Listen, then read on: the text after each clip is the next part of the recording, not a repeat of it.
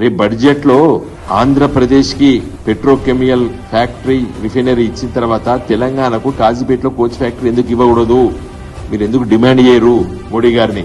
At least నేను కోరేది ఏంటంటే ఆంధ్రప్రదేశ్ కి ఈ ఆయిల్ రిఫైనరీ ఏదైతే శాంక్షన్ చేసే సందర్భంలో తెలంగాణ కూడా కాజీపేటలో కోచ్ ఫ్యాక్టరీని శాంక్షన్ చేయాలని చెప్పి నేను డిమాండ్ చేస్తున్నాను. రేపు బడ్జెట్ లో వస్తుందని చెప్పి ఈ పత్రికా ముఖంగా మరి ఇది చాలా పెద్ద వార్త వచ్చింది పేపర్లో.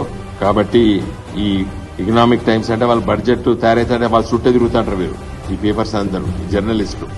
What's happening in the budget అనేది వాళ్ళు ప్రోబ్ చేస్తుంటారు. మరి అలాంటి ప్రముఖ పత్రిక మరి ప్రచురించింది ఇన్ని వేల కోట్ల రూపాయలు BPCL Bharat petroleum corporation limited కోస్తా తీరాన మరి ఏర్పాటు చేస్తుంది ఆంధ్రప్రదేశ్ కని.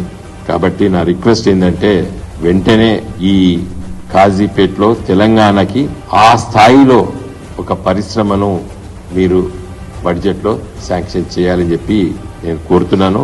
మిగతా విషయాలు ఏవైతే గొట్టిండ్రు చాలా రోజుల నుంచేది అవన్నీ కూడా ఈ వచ్చే కొంతకాలం వరకైనా రాజకీయాలు ఎన్నికలు రాజకీయాలు పక్కబెట్టి ఈ అభివృద్ధి వైపు ఆలోచించాలని చెప్పి ఒక తెలంగాణ ఉద్యమకారుడిగా అభివృద్ధిని ఆకాంక్షించేవాడిగా నా విజ్ఞప్తి.